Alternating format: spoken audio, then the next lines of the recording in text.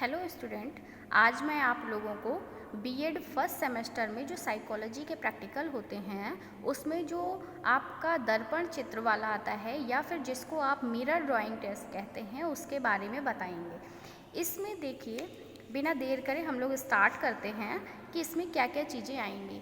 तो सबसे पहले आप देख सकते हैं कि हम लोग क्या करते हैं, सबसे पहले थ्योरी लिखते हैं। सैद्धांतिक पक्ष जो होता है आपका वो लिखते हैं। तो सैद्धांतिक पक्ष आपका इसमें देखिए क्या होगा, इसमें हम पहले थोड़ा सा अधिगम के बारे में बताएंगे कि अधिगम क्या होता है। उसके बाद अधिगम की कुछ परिभाषाएं देंगे, जैसे इसमें दी गई हैं क्रो एंड क्रो के अनुसार, चाइल्ड्स ई स्किनर के अनुसार। उसके बाद 2, 3, 4 परिभाषाएं, जरूरी नहीं है कि इतनी सारी परिभाषाएं लिखी जाएं, केवल 2, 3, 4 आप परिभाषाएं इसमें इंक्लूड कर सकते हैं। फिर अधिगम बताने के बाद हम लोगों को बताना है अधिगम स्थानांतरण, क्योंकि जो मिरर ड्राइंग आपका एक्सपेरिमेंट है इसमें आपको यही बताना है लर्निंग ट्रांसफ़र के बारे में कि अधिगम का स्थानांतरण कैसे कैसे होता है। ठीक है, तो आप इसमें अधिगम स्थानांतरण के बारे में बताएंगे, इसकी डेफिनेशन वगैरह देंगे। देखिए यहाँ पे जैसे क्रो एंड क्रो के अनुसार, सोरेनसन के अनुसार बताई गई है, ये परिभाषा आप देंगे। उसके बाद परिभाषाएं, उसके बाद इस अधिगम स्थानांतरण के प्रकार बताएंगे। अधिगम स्थानांतरण के प्रकार में देखो, सकारात्मक है, नकारात्मक स्थानांतरण है, शून्य स्थानांतरण है, क्षैतिज स्थानांतरण है, लंबी स्थानांतरण है, लंबवत जिसको कहते हैं, और एक पक्षीय स्थानांतरण है, द्विपक्षीय स्थानांतरण है। और फिर इन्हीं स्थानांतरण को हम लोगों ने क्या किया है, डिस्क्राइब किया हुआ है कि आपका सकारात्मक स्थानांतरण क्या होता है, नकारात्मक स्थानांतरण क्या होता है, शून्य स्थानांतरण क्या होता है, और आपका लंबी स्थानांतरण क्या होता है, एक पक्षीय क्या होता है, द्विपक्षीय क्या होता है। उसके बाद हम लोग जानते हैं कि प्रशिक्षण स्थानांतरण को प्रभावित करने वाले जो कारक हैं वो कौन कौन से हैं।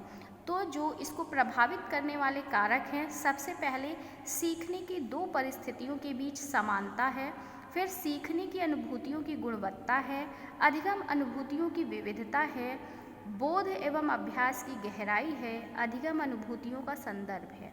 अब देखिए, जो इसमें हम लोग ये बता रहे हैं कि कौन कौन से कारक प्रभावित कर रहे हैं, उन्हीं को आगे हम लोग डिस्क्राइब करेंगे। तो डिस्क्राइब करने का ये है कि अगर हमने कोई भी हेडिंग डाली है तो उसके अंदर हम ये समझाते हैं कि इसके अंतर्गत क्या क्या चीज़ें आएंगी, और अगर जैसे सीखने की अनुभूतियों की गुणवत्ता है तो उसके अंतर्गत क्या क्या चीज़ें सीखने के लिए आ रही हैं, या फिर हम क्या क्या चीज़ें अनुभव कर रहे हैं। ठीक है, उसके बाद देखिए अधिगम स्थानांतरण के सिद्धांत हैं। अब आपको इसमें सिद्धांतों को भी मेंशन करना है, जैसे इसमें 4 सिद्धांत दिए हुए हैं। मानसिक शक्तियों का सिद्धांत, समरूप तथ्यों का सिद्धांत, सामान्यीकरण का सिद्धांत और पक्षांतर का सिद्धांत। तो इसमें देखो, मानसिक शक्तियों का सिद्धांत है जिसका प्रतिपादन आपके शक्ति मनोविज्ञान के आधार पर किया गया है। ठीक है, फिर आपका इसके बाद आता है समरूप तथ्यों का सिद्धांत, सामान्यीकरण का सिद्धांत और पक्षांतर का सिद्धांत। फिर उसके बाद देखो, जब हम ये सिद्धांत का डिस्क्रिप्शन दे देंगे उसके बाद हमें देखना है कि दर्पण आलेख द्वारा सीखना। अब जो आपका दर्पण आलेख है इसके अंतर्गत हम सीखते कैसे हैं, तो देखो इसमें बताया है कि ज्ञानात्मक क्रियात्मक अंतरण के द्वारा। ठीक है, पहले हम किसी चीज़ का नॉलेज लेते हैं, देन उसका प्रोसेस करते हैं, है ना। तो ऐसे देखो, जैसे कोई चीज़ होती है कि हम उसे तुरंत ही नहीं सीख लेते हैं, पहले हमें उस चीज़ के बारे में जानकारी प्राप्त करनी होती है। जानकारी प्राप्त करने के बाद ही हम उस पर कोई एक्शन लेते हैं या फिर हमारा कोई रिएक्शन होता है। जब तक अगर हमें किसी चीज़ का नॉलेज नहीं होगा, किसी चीज़ के बारे में पता नहीं होगा, तो हम उस चीज़ के बारे में कार्य नहीं कर सकते हैं या उस चीज़ के बारे में हम कोई भी डिस्क्रिप्शन नहीं दे सकते हैं। ये हमारा जितना अभी तक हमने पूरा पढ़ा, ये हमारा सैद्धांतिक पक्ष था। अब जो आएगा हमारा वो आएगा प्रयोगात्मक पक्ष। ठीक है, तो इसमें अब हम लोग देखो क्या क्या करते हैं। सबसे पहले प्रयोग का नाम लिखते हैं, तो प्रयोग का नाम है दर्पण चित्रण उसके बाद प्रयोग का उद्देश्य क्या है? प्रयोग का उद्देश्य है दर्पण चित्रण की सहायता से द्विपार्श्विक स्थानांतरण की प्रकृति का अध्ययन करना। फिर आप विषय का विवरण देंगे, सब्जेक्ट का मतलब जिसके ऊपर आप अप्लाई कर रहे हैं उसका विवरण यहाँ पे देना है, उसका नाम, उसकी आयु, लिंग, शैक्षिक व मानसिक स्थिति, उसकी सामान्य है, उत्तम है, जैसा भी है आपको यहाँ पे मेंशन करना है, और उसकी शैक्षिक योग्यता क्या है उसके बारे में बताना है। ऐसे तो आपके जितने भी ये प्रैक्टिकल हैं, जितने भी आपके प्रयोग हैं, वो सारे के सारे प्रयोग 6 से 14 वर्ष के बालक के ऊपर किए जाने चाहिए। लेकिन कॉलेजेस में ये होता है कि अगर आपको कोई नहीं मिल रहा है तो हम लोग क्या करते हैं, आपस में कर लेते हैं। लेकिन जब बाद में होता है, बाद में जब एग्ज़ामिनर आते हैं उस समय हमें अपना कोई सब्जेक्ट लाना होता है ना। उसके बाद प्रयोगकर्ता का विवरण, प्रयोगकर्ता आप होंगे जो इस प्रयोग को कर रहा होता है, जो अप्लाई कर रहा होता है वो होता है प्रयोगकर्ता, और जिसके ऊपर किया जाता है वो होता है सब्जेक्ट। तो यहाँ पे जो बीएड कर रहा है कैंडिडेट, उसका सारा विवरण भरा जाएगा, नाम, आयु, लिंग, शैक्षिक योग्यता, शारीरिक व मानसिक स्थिति। फिर प्रयोग का विवरण देना है, जिस डेट में आपने प्रयोग किया है उसका टाइम क्या है, उसका दिन क्या है, उसका स्थान क्या है, आप इसके बारे में बताएंगे। फिर इसमें आवश्यक सामग्री क्या क्या चीज़ें लगेंगी, दर्पण चित्रण लगेगा, दर्पण चित्रण उपकरण, उसके बाद आपको 4 ड्राइंग पिन लगेंगी, 16 छपे हुए स्टार पेपर लगेंगे, विराम घड़ी लगेगी, ग्राफ पेपर लगेगा, पेंसिल लगेगी। देखिए पेंसिल आपको सबको दिख रही है कि ये पेंसिल है। अब हम लोग देखो क्या करते हैं कि सबसे पहले अब हम लोग ये देखेंगे कि किस इक्विपमेंट की सहायता से हम इसको करते हैं। जैसे इसमें दिया हुआ है कि 16 छपे हुए स्टार पेपर, तो star paper in the sense इसमें स्टार पेपर होते हैं जिसकी सहायता से हम लोग क्या करते हैं, हम लोग अपना वर्क आगे की ओर बढ़ाते हैं। तो देखो ये जो है ये एक स्टार पेपर है, एक है, इसमें क्या करना है, इसमें हम दर्पण चित्रण की सहायता से जो हमारा इक्विपमेंट है, ये हमारा इक्विपमेंट है, देख लीजिए आप लोग, ये इक्विपमेंट है जिसकी सहायता से हम लोग इस प्रैक्टिकल को पूरा करेंगे। ठीक, ये हमारा इक्विपमेंट है जिसकी सहायता से हम लोग इसको पूरा करेंगे। और ये जो हमारा ये है स्टार पेपर, इसमें क्या करते हैं, देखो इस स्टार पेपर को हम इस इक्विपमेंट पे यहाँ पे रखते हैं, इस जगह पे रखने के बाद देखिए आप लोग को दिख रहा होगा, यहाँ पे रखते हैं, ये हमने यहाँ पे इसको रख दिया है ना, आपको दिख रहा होगा ऐसे। और जब रख देते हैं इसको तो ये जो स्लाइड लगी होती है ये आपको इस पेपर को देखने नहीं देती है, क्योंकि आप इस पेपर को डायरेक्ट नहीं देख सकते हैं, लेकिन आपको इस मिरर की सहायता से उसे देखना होता है। देखो आपको इस जगह पे ये मिरर में ये दिख रहा है ना। तो ये जो हमारा ये है पूरा स्टार, ये इसमें आना चाहिए।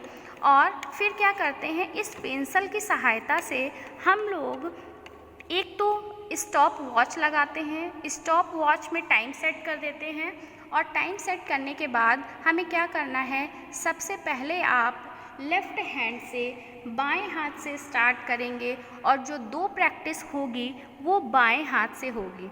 अब देखिए हम ऐसे करके इसको पूरा भरेंगे, और जहाँ पे हमारा अगर टच हो जा रहा है, अगर हमारा देखो जैसे मेरा एक यहाँ पे टच हो गया, और पेंसिल को उठाना नहीं है, पूरा स्टार आपको जब तक बना नहीं लेना है तब तक आप पेंसिल को उठाएंगे नहीं।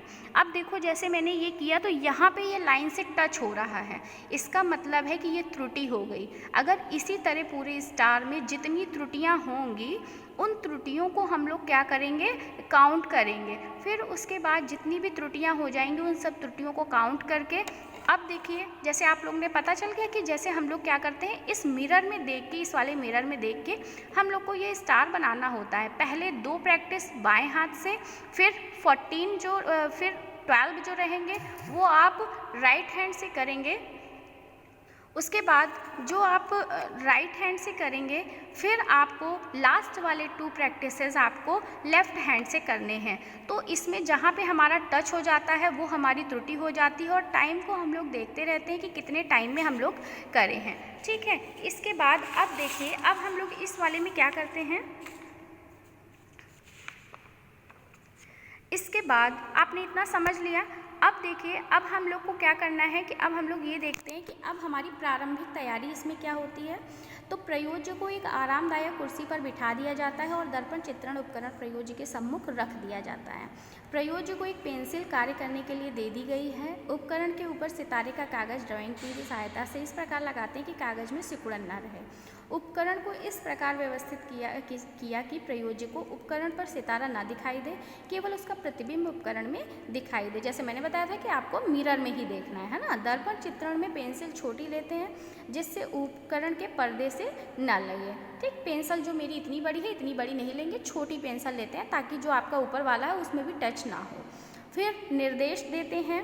जब आप कर रहे हैं तो आप अपने जो सब्जेक्ट है उसको निर्देश देंगे कि सावधान कहने पर आप कार्य करने के लिए तैयार हो जाएंगे। पेंसिल हाथ में ले लेंगे। आप अपनी पेंसिल, मतलब इसमें देखो निर्देश देने का है कि जब आप कहेंगे उसे करने के लिए तब वो स्टार्ट करेगा, ताकि आप उस टाइम पे टाइम चला देंगे, स्टॉप वॉच स्टार्ट कर देंगे और जितने सेकंड में होगा उस टाइम को काउंट करेंगे, उसको लिखेंगे। और कार्य को जो आपको करना है वो कार्य आपको शीघ्रता से करना है, मतलब स्लो नहीं करना है, फास्ट वर्क करना है। फिर आपको देखो, जैसे मैंने बताया कि प्रथम 2 प्रयास आपके बाएं हाथ से लेफ्ट हैंड से रहेंगे, अगले 12 प्रयास आपके दाएं हाथ से रहेंगे और अंतिम 2 प्रयास फिर से आपके बाएं हाथ से रहेंगे। फिर सावधानियां हैं। विराम घड़ी समय पर चलाई जाए तथा उचित समय पर ही बंद की जानी चाहिए। प्रत्येक प्रयास समय पर चलाई जाए तथा उचित समय पर ही बंद की जानी चाहिए। वातावरण शांत व विघ्न रहित होना चाहिए। अब वातावरण शांत होना चाहिए। अगर बहुत सारी आवाज़ होगी तो आप समझ नहीं पाएंगे, आप उस चीज़ को नहीं कर पाएंगे, आपका माइंड जो रहेगा वो डाइवर्ट हो जाएगा। फिर प्रयोग की विधि क्या है, देखिए, प्रयोज्य के उपकरण निर्देश देने के उपरांत ही प्रारंभ करने का निर्देश देने के बाद ही विराम घड़ी चालू कर दी जाती है। प्रयोज्य के प्रत्येक प्रयास में नया सितारा कागज लगाया जाता है। अंत में त्रुटियों को सावधानी से नोट कर लिया जाता है। देखो, जितना हमारा स्टार में यहाँ पे टच होता है उसको हम लोग काउंट कर लेते हैं, वही हमारी त्रुटियाँ होती हैं।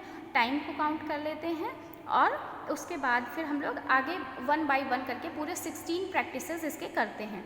फिर अंतर्दर्शन रिपोर्ट है। अंतर्दर्शन रिपोर्ट में देखो क्या किया जाता है। अंतर्दर्शन रिपोर्ट वो होती है जिसमें हम अपने प्रयोज्य से, अपने जो हमारा सब्जेक्ट होता है, हम उससे पूछते हैं कि जब आपने ये पूरा प्रैक्टिकल किया, आपने पूरे 16 प्रैक्टिसेस किए तो आपको कैसा लगा। वो जैसा जैसा बताता जाएगा कि पहले मुझे अच्छा लगा, फिर थोड़ा सा टफ लगा, जो भी वो बताएगा हम उस चीज़ को फॉलो करेंगे और उसी चीज़ को अंतर्दर्शन रिपोर्ट में लिखा जाता है। ठीक है। उसके बाद अब देखो, आंकड़ों का विश्लेषण एवं गणना करनी है। तो इसमें देखो, गणना करने के लिए हम लोग क्या करते हैं, समय का मध्यमान, मतलब समय का मध्यमान इसमें निकालते हैं, लेकिन पहले और दूसरे का निकालते हैं और अंतिम 2 का निकालते हैं। मतलब जो बाएं हाथ से प्रयास किए गए हैं सिर्फ उन्हीं का निकालते हैं। तो पहले व दूसरे प्रयास के समय का मध्यमान, तो जो टाइम हमारा ड्यूरेशन आया होगा पहले और दूसरे को करने में, उसको टाइम को प्लस कर देंगे, = 70 आ गया। तो इसका मीन निकाल लेते हैं। मीन होता है जितने आपके पास ऑब्जेक्ट होंगे उनको अपॉन में कर देते हैं। 1 2 है तो अपॉन 2 होगा और ऊपर इन दोनों का एडिंग आ जाएगी, तो 70/2 35 आपका मीन आ गया। फिर 15वें तथा 16वें प्रयास के समय का मध्यमान, तो जो 15वां और 16वां बाएं हाथ से था, ये प्री टेस्ट है, ये पोस्ट टेस्ट है। अब इसमें 30 सेकंड का समय लगा हुआ है तो हमारा 60 आया, 60 में 30 मीन आया है। उसके बाद फिर त्रुटियों का मध्यमान भी लेते हैं, कितनी त्रुटियां हुई हैं। तो पहले व दूसरे प्रयास की त्रुटियों का मध्यमान, पहले प्रयास में 10 त्रुटियां हुई, दूसरे में 6 हुई, तो ये 16 हो गए और 16/2 8 मीन आ गया इसका। ये देखो, ये पूरे 16 के 16 लगे हुए हैं। इसमें देखो यहाँ टाइम लिखा हुआ है, ये एरर लिखी हुई है, ट्रायल नंबर्स लिखे हुए हैं, है ना। ये पूरा 16 है। उसके बाद जब आप समय का बना लेंगे तो इसमें 2 ग्राफ भी बनते हैं। ग्राफ पेपर आप लेना है और आपको समय का ग्राफ, जैसे यहाँ पे बना के देखिए दिखाया गया है समय का ग्राफ, उसमें आप पैमाना मानते हैं कि x अक्ष पर 10 छोटे खाने बराबर 1 प्रयास और y अक्ष पर 10 छोटे खाने बराबर 10 सेकेंड। तो ये देखिए, ये y अक्ष है, ये x अक्ष है, एक्स एक्सिस है, यहाँ पे हमने प्रयास दिखाए हैं और यहाँ पे हमने टाइम दिखाया है। तो जो फर्स्ट में हमारा देखिए टाइम आया था 37, तो उसी हिसाब से हमने ये देखिए यहाँ पे काउंट किया 37। फिर जो सेकंड में आएगा इसी तरह हम लोग का समय का ग्राफ बनता जाएगा। केवल टाइम का ग्राफ बनाया है इसलिए टाइम वाला हम लोग काउंट कर रहे हैं इसमें। ठीक है। उसके बाद फिर देखो 15वें सेल की त्रुटि का हो गया। उसके बाद फिर स्थानांतरण गुणांक है। स्थानांतरण गुणांक को क्या कहते हैं, इसमें देखो क्या करते हैं कि a minus E upon a into 100, यानी कि जो हमारी क्या आया है, जो हमारा पहले त्रुटि आई है उसका जो त्रुटि का मीन आया है, जो यानी पहले और दूसरे की त्रुटि का जो मीन आया है वो, उसके बाद जो सेकंड त्रुटि आई है उसका मीन, जो पहली त्रुटि आई है और जो दूसरी त्रुटि आई है उन दोनों का डिफरेंस निकालेंगे और अपॉन में पहले वाली त्रुटि को रखेंगे, इंटू 100 करेंगे। उसके बाद जो आएगा उसको लिख दिया। उसके बाद प्रथम दो त्रुटियों को देखो यहाँ पे मैंने यहाँ पे दे भी दिया है कि प्रथम दो त्रुटियों प्रयासों की त्रुटियों का मध्यमान है और ये अंतिम दो प्रयासों की त्रुटियों का मध्यमान है। इन दोनों का औसत अंतर निकाल लेते हैं, वही 8 माइनस 4.5 इज इक्वल टू 3.5। फिर समय का औसत अंतर, इसी तरह समय का भी निकालेंगे, त्रुटियों का भी निकालेंगे। फिर उसके बाद ये निरीक्षण तालिका है कि निरीक्षण तालिका आपको बनानी है। देखिए इसमें निरीक्षण तालिका में क्या क्या बनाया गया है कि औसत, प्रयोगात्मक टिप्पणी और अंतर, यानी औसत जो है वो त्रुटियों और समय का निकाला गया है, यानी 8 आई है त्रुटियाँ और 4.5 है प्री टेस्ट में और पोस्ट टेस्ट, इन दोनों का निकाल के यह यहाँ पे अंतर निकाला गया है। अब फिर परिणाम लिखेंगे। परिणाम में क्या लिखा है देखिए, यदि एक हाथ से कोई कौशल सीखा जाए तो उसका धनात्मक प्रभाव दूसरे हाथ पर पड़ता है। दर्पण चित्रण द्वारा सीखना आँख और हाथ के समायोजन पर आश्रित है। अधिगम संवेदात्मक तथा क्रियात्मक व्यवहारों के संबंध स्थापना पर निर्भर करता है। अभ्यास के अधिगम पर धनात्मक प्रभाव पड़ता है। फिर परिणामों की तुलना की गई है, आगे की परिणामों की तुलना की जा रही है। देखो इसमें एक मैं पढ़ के बता दे रही हूँ। पहले सितारे वाले पेपर को बाएं हाथ से बनाया जिसमें कुल समय 37 सेकंड लगा तथा त्रुटियाँ 10 हुई। पहली बार किए गए प्रयासों तथा त्रुटियों की संख्या अधिक थी। फिर क्या है, जब पहले प्रयास में त्रुटियों की संख्या अधिक थी, धीरे धीरे क्या होता गया, लास्ट टाइम तक बहुत कम हो गई, जो त्रुटियां थी कम हो गई, समय भी कम लगने लगा, है ना।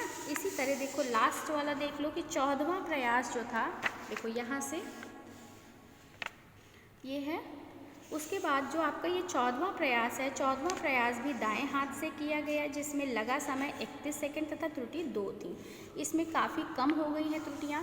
फिर देखो निष्कर्ष निकालते हैं, तो निष्कर्ष में क्या करते हैं, निष्कर्ष से हमारा प्री टेस्ट में की गई औसत त्रुटियाँ 9 थी तथा पोस्ट टेस्ट में की गई त्रुटियाँ 4.5 थी, जो अभ्यास करने से उनके कमी हुई तथा जिसका अंतर लिखना है।